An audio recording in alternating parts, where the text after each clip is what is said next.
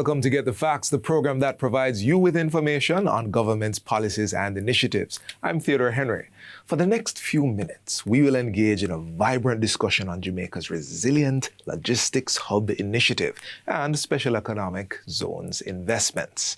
Here with us to share the important details is Mrs. Kelly Dawn Hamilton. She's the Chief Executive Officer of the Jamaica Special Economic Zone Authority. Welcome to the program, Mrs. Hamilton. Thank you very much, Theodore. Let's jump right into getting some facts. We called a name right there in the intro, Resilient Logistics Hub Initiative. What is that? What is that indeed? Yeah. So the Logistics Hub Initiative is really capitalizing on Jamaica's geographic location. We are right at the center of the world, right? And you know, if you know anything about us being little and taller, we punch above our weight in so many different areas. Like our unofficial motto. Exactly. And so what we want to do is to capitalize on that. We know from history that in terms of shipping routes, Jamaica is a very important, is well located in order to serve the world. Coming out of COVID recently, we recognize the importance of nearshore logistics, right? Coming out of some of the new technologies or the new practices that have been implemented have seen us doing things like friend-shoring or co-peating, because we recognize as countries, particularly in CARICOM, that we can't go it alone. We have to work together to leverage our competitive advantages. The fact of the matter is we have a population of 3 million people on average, and so we have to maximize our advantages in order to reach the world. So when people usually ask, where is the logistics hub? And we like to say, Jamaica is the hub. All of Jamaica is the hub. What the hub is intended to do is really to create a catalyst for economic activities. So in order to be a logistics hub, we will have to take into consideration how goods and services move. How do we pay for goods and services? What infrastructure is in place to facilitate trade? And when we talk infrastructure, we're talking about airports, seaports, road networks. We're talking about e-commerce, digital infrastructure, access to internet. We're talking about payment, the ability to facilitate payments online or e-commerce, ease of doing business. When we talk about being a logistics hub, we're talking about not just the activities that usually drive a logistics hub, such as trade, but the supporting activities that have to be in place in order to allow that to happen. So we're talking about the man on the street who could benefit from this increased economic activity. We're talking about suppliers who can now supply to businesses that didn't exist before. So the logistics hub is Jamaica. And a part of building out the hub includes, as I mentioned earlier, the infrastructure, but also the people. We have to have the people on the ground who are going to take advantage of the jobs that will come into play. So when we're talking about building out a hub, it's not something that the government alone can do. When you think about the projects that we would have seen come out of this logistics hub initiative, we're talking about German ship repair recently opened. We're talking about the upgrade works that would have been done at Kingston Container Terminal. We're talking about the activities that Kingston Wharves would have done as well. JP would have developed their cold storage and warehouse facility. Broad spate of roads. We are talking about the fact that Caribbean Maritime Institute was transitioned to a university and a world-class facility at that. We're talking about the road networks and the infrastructure that has been developed to ensure that there's connectivity.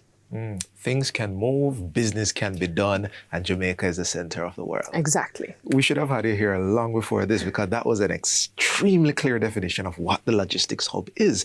But you mentioned projects, and some of these you have mentioned already that have happened. But what's in the pipeline? So in the pipeline now, and you would probably have heard a lot of talk about the Cayman Special Economic Zone.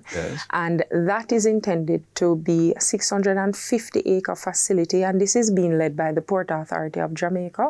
And that facility will house industrial, manufacturing, warehousing, cold storage. We intend to really create a mini municipality that is focused on helping to drive productive activity in the country. What does all of that mean?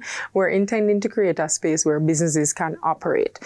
Right. But Theodore, we don't want to create a space where it's lively in the day and dead in the night. Mm-hmm. So we want to ensure that there are residential spaces also. We want to know that there is activity happening right throughout the day and night to support that whole ecosystem and really to maximize the 650 acres where we intend to really drive transformation in Jamaica. One of the opportunities that we see now is in the area of warehousing. So there are a lot of companies that are looking to do warehousing in Jamaica. And we're talking both local and overseas companies that want to take advantage of the opportunity for nearshoring in Jamaica. And so there is a lot of demand for warehouse space. So that is a big opportunity as well, the building out of that. Okay. Now, one thing that has been coming out very clearly in your answers is not just setting up the things themselves, but they have to be attractive. And that came out in the residential bit. So what other efforts? Let's talk environment. Yes. Let's talk the sustainability. What other efforts is JSEZA headlining for the attraction of these things? Yes. So let's step back a little bit and give a little bit of context for what the Special Economic Zone Authority does.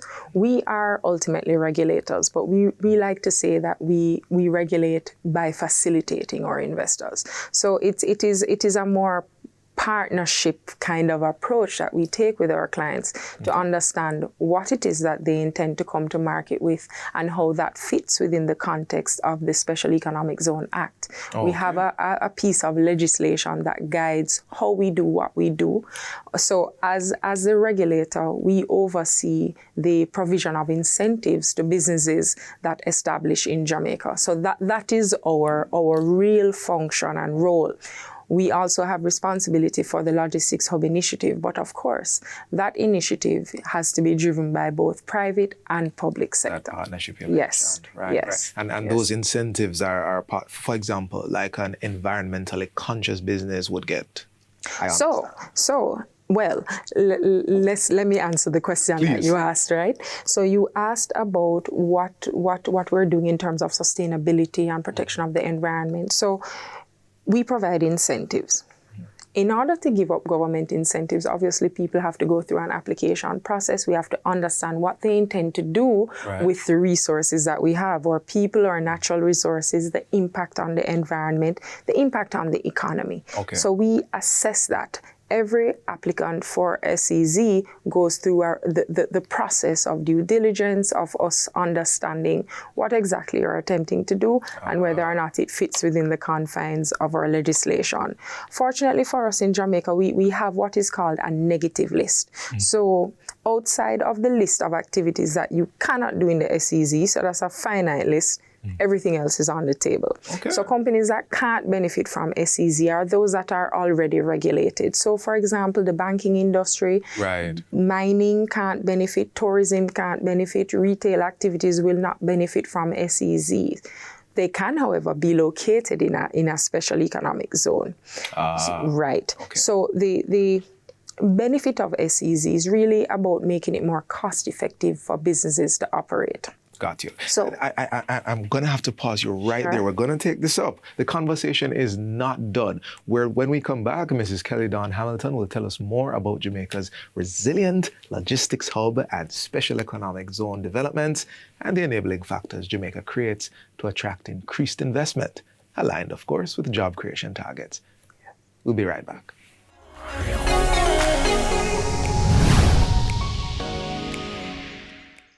Welcome back to Get the Facts. We are continuing our conversation with Mrs. Kelly Dawn Hamilton, the Chief Executive Officer of the Jamaica Special Economic Zone Authority. And we're discussing Jamaica's Resilient Logistics Hub Initiative and Special Economic Zone investments. So, Mrs. Hamilton, investment interest in Jamaica, we've heard it said, and we've seen it, is growing. Yes. And, as that climate continues to improve, we've spoken a lot about, you spoke about warehousing, you spoke about ports. And this, of course, sends up the antennas of the environmentally friendly, which we all should be. And I'd like you to treat that a little bit. In terms of sustainability, that is part and parcel of our assessment. It is embedded in our process to look at what impact, if any, this will have on our environment, these projects will have on our environment. So for us, first things first, we have to have our National Environment and Planning Agency, NEPA, approvals. Right. The clients that are coming to us have to have the relevant approvals from the relevant authorities across government, and we will help persons to get their approvals as well. And that is also a function that JAMPRO undertakes too, and we work very closely with JAMPRO and all our other agencies across the government that facilitate investment and play a role in providing these permits that businesses will need in order to operate. So it's not an afterthought. It's not an afterthought. It's a part and parcel of what we do and how we do. We would have earlier this year participated in a tree planting initiative, or was that last year? We would have participated in a tree planting initiative across our special economic zones. And so, what is exciting for us is that we have 145 companies operating within the SEZ space in 195 locations across the island. And they are all very, very keen on ensuring that the environment is protected, because our businesses understand that the benefit is for all. Right? And it's not taking away from the business, but enhancing it. Ensuring that we protect the environment within which we operate is key. We can't not do it. We can't not take care of the people. It's where we live. It's where we live. Now, in addition to sustainability, you touched on job creation a little bit, but I want us to dive a bit more into that. How high up the totem pole is that in the general plan? So it is key for us. Right now, Jamaica is enjoying the lowest unemployment rate that it has ever had since we have started measuring it. And the objective for us is really to work with the different entities of government and our private sector to ensure that as we get into these new areas of business, as we identify more innovation and use technology in how we grow our businesses, that we're also creating a space for Jamaican employees, for the Jamaican workforce. So we do work with entities such as the Caribbean Maritime University, such as HART, in order to help us to future plan for industries that we want to see grow in the special economic zone. And I'd like to mention something here. Now, through the European Union, as well as the U.S. International Development Finance Corporation, I hope I got that right, DFC, they've expressed interest in various projects locally, like energy, ICT, and that, would I be correct in saying that in tandem with our goal of pushing forward Jamaicans, there's also skills transfer happening as well as people working in those jobs? So it's significant, yeah? It is significant. And one of the key things for SEZs too is that they're heavily engaged in knowledge transfer and training up their persons. One of the things while we're talking about logistics, and people may not think about the global digital services sector within the context of logistics, but it absolutely is a part of that. Some people may know GDSS as business process outsourcing, BPO, but Jamaica has moved beyond Jamaica has moved to more higher skilled operations within that space. And so now it is really the global digital services sector. And, we play a very strong role, and this is Jamaica, in the global landscape in this sector. We are able to leverage our people. We are able to leverage our location. We are able to leverage the facilitation for businesses provided by government entities, and we have private individuals that do participate in the facilitation activities as well. But the point at this juncture, Theodore, is that Jamaica is open for business, and we are ready to facilitate entities or companies that wish to explore special economic zone designation, or maybe a company would like to be located in a zone. And the benefit of being located in a zone is that you have access to companies that are SEZ designated who get 0% GCT rate who do not pay duty on items that they import. So if you are providing services to an SEZ, they get 0% GCT. So I would want to sell to them. Right, it makes sense to work together. It makes sense to work together. We're in the tail end of the interview, but I want to ask this big picture question. All that we've spoken about, what's the ultimate goal here? The ultimate goal here is really to grow the economy of Jamaica. It's really to balance our exports and against our imports. Right now, we have a large gap between the two. We would have seen a significant improvement in the performance of our exports. And what the Jamaica Special Economic Zone provides is a way in which companies can seek to export more cost effectively. So you get the incentives, the opportunities exist for infrastructure development. We are here to facilitate businesses. And when we talk about facilitating businesses, we're talking about a range of sectors that can benefit from SEZ designation. The opportunity is now, Theodore. I mean, there are opportunities, as I mentioned, for warehousing, cold storage. Yes. As well as, Theodore, Jamaica is known for sport. We have we're riding high on this Bob Marley movie. World premiere happening here. People from all over the world came. We want to do a creative industries special economic zone where companies can come and film and have their film production from start to finish done right here in Jamaica. We want to build a sports special economic zone alongside our Ministry of Culture, Gender, Entertainment and Sport, where you have teams that have to train in cold climates. They should come to Jamaica and train. They should be able to take advantage even more of our coaches, of our facilities, of our expertise in this area. Yeah. So we really want to capitalize on, we want to create business opportunities out of things that Jamaica is already known for and doing very well. So that is what the Special Economic Zone regime provides for. I see. Just to underline something you said, the logistics hub is Jamaica. It is. We're in the last 3 seconds. Our viewers are watching. They're excited. Give us your final word.